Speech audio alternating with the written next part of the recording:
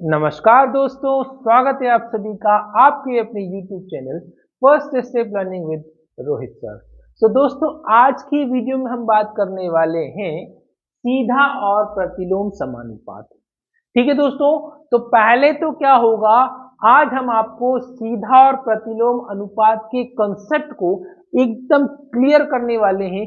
एकदम basic level से हम आज आपको बताने वाले हैं, जिसको देखने के बाद मुझे नहीं लगता है कि आपको फिर इस कंसेप्ट को कहीं और किसी चैनल पर समझने की जरूरत लगेगी। ठीक है दोस्तों, तो इसके लिए आपको क्या करना होगा, वीडियो के अंत तक बने रहना है और वीडियो पसंद आए तो फटाफट से लाइक का बटन दबा देना है। तो सबसे पहले तो हम बात करेंगे सीधा और प्रतिलोम अनुपात के कंसेप्ट की, उसके बाद हम फिर उन कंसेप्ट को सवालों के माध्यम से समझेंगे। ठीक है, तो पहला हम चलते हैं कि भाई यहाँ पर कह रहे हैं सीधा और प्रतिलोम अनुपात। यहाँ पर दो प्रकार के अनुपात आप पढ़ोगे कि एक तो सीधा अनुपात है, ठीक है, क्या है, एक सीधा अनुपात है और एक यहाँ पर प्रतिलोम अनुपात है। ठीक है, अब दोनों में क्या फर्क है, दोनों क्या है, आइए समझते हैं।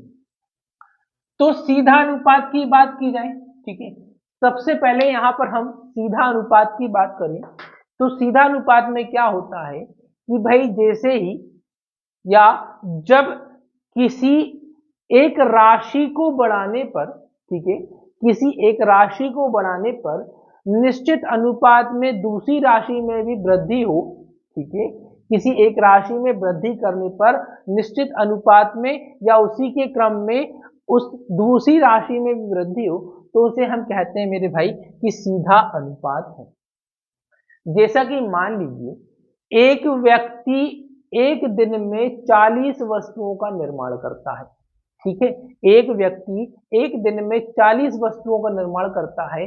अब अगर कहें कि 5 व्यक्ति एक दिन में कितनी वस्तुओं का निर्माण करेंगे, तो सीधी सी बात है, साफ बात है कि जब एक व्यक्ति 40 में कर रहा है, ठीक है, एक व्यक्ति क्या कर रहा है, 40 वस्तुओं का निर्माण कर रहा है, तो 5 व्यक्ति मिलकर करेंगे तो जाहिर सी बात है संख्या बढ़ेगी, है ना। तो यहाँ पर व्यक्तियों की संख्या बढ़ी है तो वस्तुओं की संख्या भी बढ़ेगी। ठीक है, मान लीजिए यहाँ पर हम एक और उदाहरण के माध्यम से समझते हैं। जैसे कि आप दुकान पर गए, आपने दुकानदार से पूछा कि भैया ये वस्तु, किसी भी वस्तु को आप खरीदने गए हैं, तो ये वस्तु कितने की है। उसने कहा कि मान लीजिए शक्कर लेने गए आप, उसने कहा कि 40 रुपए किलो है, मतलब 1 किलो 40 रुपए की, कितनी, 1 किलो 40 रुपए की है। ठीक है, 1 किलो कितने की है, 40 की है। आपने कहा कि हमें तो भाई 20 किलो चाहिए, ठीक है, तो 20 किलो चाहिए, तो क्या हुआ, 1 किलो से 20 किलो हुए तो भाई रुपए भी बढ़ जाएंगे, है ना, क्या हुआ, रुपए भी बढ़ जाएंगे। मतलब मात्रा में वृद्धि करने पर दूसरी राशि भी उसी अनुपात में बढ़ जाती है, या मात्रा में कमी करने पर, ठीक है, मात्रा में कमी करने पर दूसरी राशि जो है उसी अनुपात में घट जाए तो इसे हम कहते हैं सीधा अनुपात। ओके, तो ये तो था हमारा सीधा अनुपात। अब बात करें प्रतिलोम अनुपात की, ठीक है, किसकी, प्रतिलोम अनुपात की। अब प्रतिलोम, प्रतिलोम का मतलब उल्टा, ठीक है, प्रतिलोम का मतलब क्या होता है, उल्टा।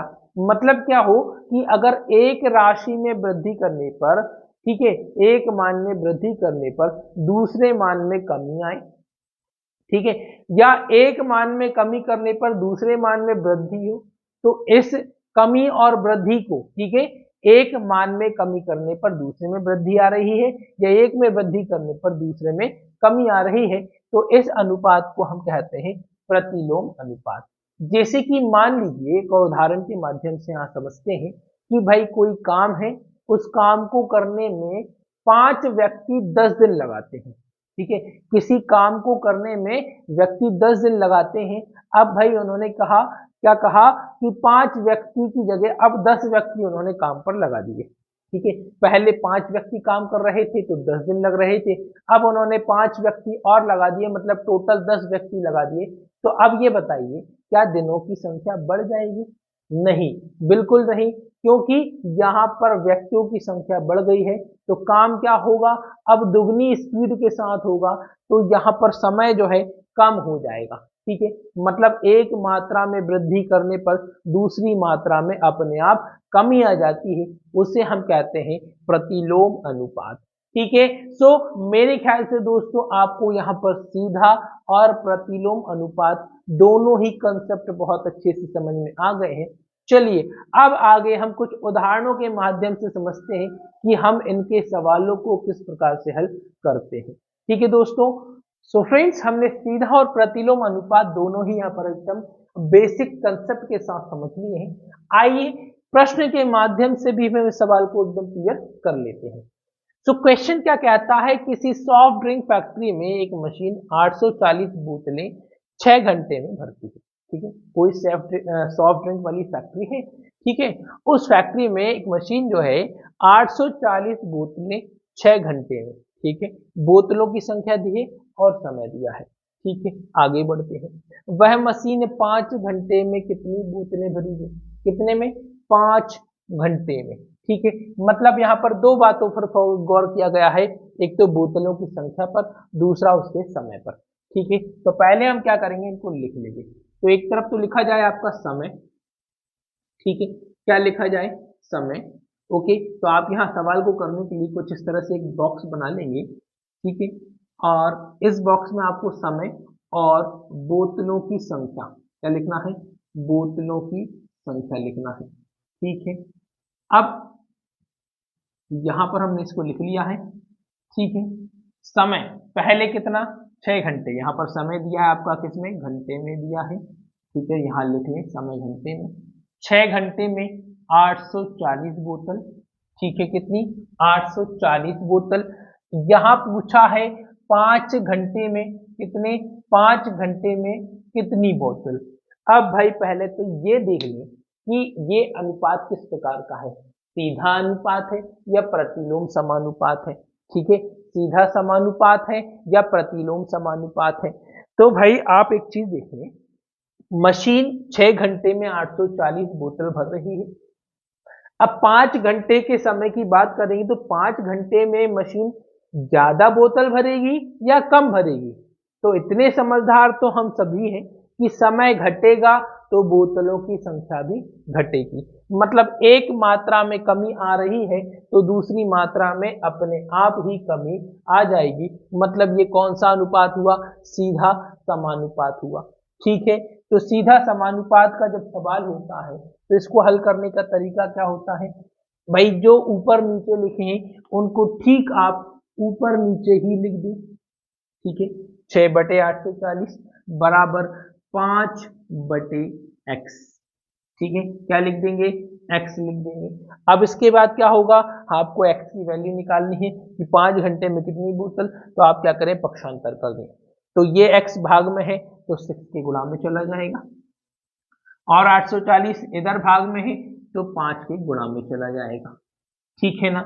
अब इसके बाद 6 का और पक्षांतर कर दें ताकि यहाँ पर सिर्फ क्या बचे, x बचे। तो 5 गुणा 840/6 लिख लेंगे मेरे भाई। और अब आपको क्या करना है, पहले गुणा नहीं करना है, पहले भाग करना है। ठीक है, हमने आपको बोर्ड मास का रूल सिखाया है, बोर्ड मास में डिवाइड पहले किया जाता है, तो आप डिवाइड कर लें। तो 6 से भाग देंगे तो 6 एकम 6 बचेगा 2, 6 चौके 24 होता है और 0 की 0, और 14 पंजे 70 और 0 की 0। यहाँ पर आपका आंसर आ गया है 700 बोतल। कितनी बोतल, 700 बोतल। ठीक है भाई, तो मतलब क्या हुआ कि मशीन जो है 6 घंटे में 840 बोतल भर रही है, तो 5 घंटे में कितनी बोतल भरेगी, तो आपका आंसर हो जाएगा भाई 5 घंटे में 700 बोतल भरी जाएंगी। और अब इस सवाल के साथ आपको एकदम कंसेप्ट क्लियर हो चुका है, अब आप एकदम श्योर हो चुके हैं कि भाई सीधा समानुपात क्या होता है, कि भाई अगर एक मात्रा में वृद्धि की जाए तो उसी अनुपात में दूसरी मात्रा में भी वृद्धि हो जाती है, या एक मात्रा में कमी की जाए तो उसी अनुपात में दूसरी मात्रा में भी कमी हो जाती है, उसी का नाम होता है सीधा समानुपात।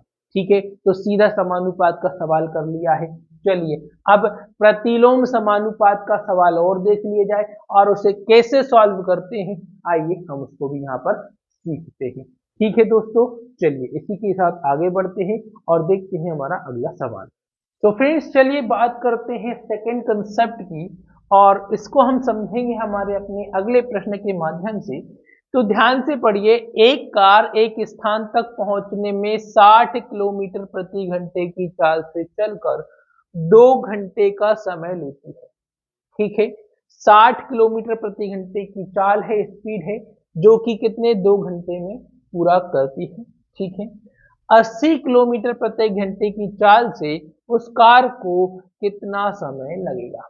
ठीक है भाई, पहले गाड़ी कहीं जाना था आपको, ठीक है, किसी निश्चित स्थान पर जाना था। अब गाड़ी चल रही है 60 किलोमीटर प्रति घंटे की चाल से चल रही है, स्पीड से चल रही है और वहां तक पहुंचने में आपको 2 घंटे का समय लगा। ठीक है, कब? जब 60 किलोमीटर पर आवर की स्पीड थी। लेकिन स्पीड अगर 80 किलोमीटर पर आवर कर दी जाए तो भाई बताइए क्या समय ज्यादा लगेगा? तो बिल्कुल नहीं लगेगा, क्योंकि स्पीड जितनी ज्यादा होगी समय उतना कम हो जाएगा, है ना, है ना। तो मतलब क्या हुआ, यहाँ पर एक मान में वृद्धि करने पर, किसी मात्रा में वृद्धि करने पर दूसरी मात्रा में स्वतः ही क्या हो रही है, कमी हो रही है, ऑटोमेटिकली वो कम हो रहा है। इसका मतलब यहाँ पर कौन सा अनुपात काम करेगा, तो प्रतिलोम समानुपात यहाँ पर काम करेगा। ठीक है, कौन सा नियम लागू होगा, प्रतिलोम समानुपात नियम लागू होगा। अब इसको लिखने का तरीका और इसको हल करने का तरीका क्या होगा, इसके लिए भी आपको क्या करना है, बॉक्स बना लेना है। तो बॉक्स बना ले। ठीक है, यहाँ पर 2 चीजें दी हैं, क्या दी है, एक तो चाल दी है, क्या दी है, चाल दी है, किसमें दी है, किलोमीटर पर आवर में दी है। ठीक है, दूसरा समय दिया है, क्या दिया है, समय दिया है, वो भी किसमें दिया है, घंटे में दिया है। ठीक है, ओके, तो यहाँ पर हमें क्या करना है, ये लिख लेना है। अब आप देखेंगे तो यहाँ पर क्या है कि पहले चाल थी 60 किलोमीटर पर आवर, तो समय लिया गया 2 घंटे। ठीक है, अब चाल कर दी 80 किलोमीटर पर आवर प्रति घंटे। सो अब यहाँ समय कितना होगा आपको ये बताना है। ठीक है, पिछला सवाल था हमारा सीधा समानुपात, उसमें क्या लिखने का तरीका क्या था, सीधा समानुपात में जो ऊपर नीचे होते हैं उनको भाग में लिख देते हैं। लेकिन भाई प्रतिलोम समानुपात में क्या करना है, जो ऊपर नीचे हैं उनको गुणा में लिख दीजिए, क्या कर दीजिए, गुणा में लिख दीजिए। तो 60 गुणा 2, और इधर ये ऊपर नीचे है तो इनको गुणा में लिख दीजिए, 80 गुणा x। हमें यहाँ पर x का मान निकालना है तो हम 80 का पक्षांतर कर देंगे, तो यहाँ आ जाएगा 60 गुणा 2 बटे 80 बराबर बचा x। ठीक है, ओके, 0 से 0 कट गया है। ओके, 2 से 8 को भाग देते हैं तो 2 चौके 8 आता है। ठीक है, और भाग करें तो 2 तिया 6, 2 दूनी 4, तो यहाँ पर बचा 3 बटे 2 बराबर x। अब जब आप इसे हल करोगे तो आपको आंसर मिलेगा 1 सही 1 बटे 2 घंटे, है ना। यहाँ पर आपका x का मान आ जाएगा। तो आप देख सकते हैं कि भाई यहाँ पर स्पीड बढ़ाने पर समय जो है 2 घंटे से कितना हो गया है, 1 घंटे और मीन 1.5 घंटे यहाँ पर हो गया है। ठीक है, 1 घंटा और आधा घंटा हो गया है, 1.5 घंटे का समय यहाँ हो गया है। मतलब क्या हुआ कि स्पीड बढ़ने पर समय कम हो गया है। ठीक है, तो मतलब एक मात्रा में वृद्धि करने पर दूसरी मात्रा में स्वतः ही कमी हो गई है, या एक मात्रा में कमी करने पर दूसरी मात्रा में वृद्धि हो जाएगी।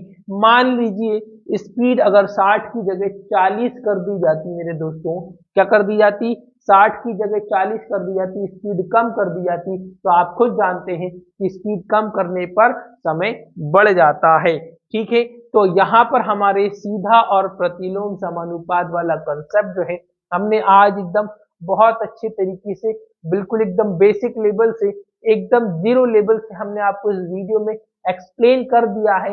एंड आई होप आप सभी को बहुत पसंद आया होगा।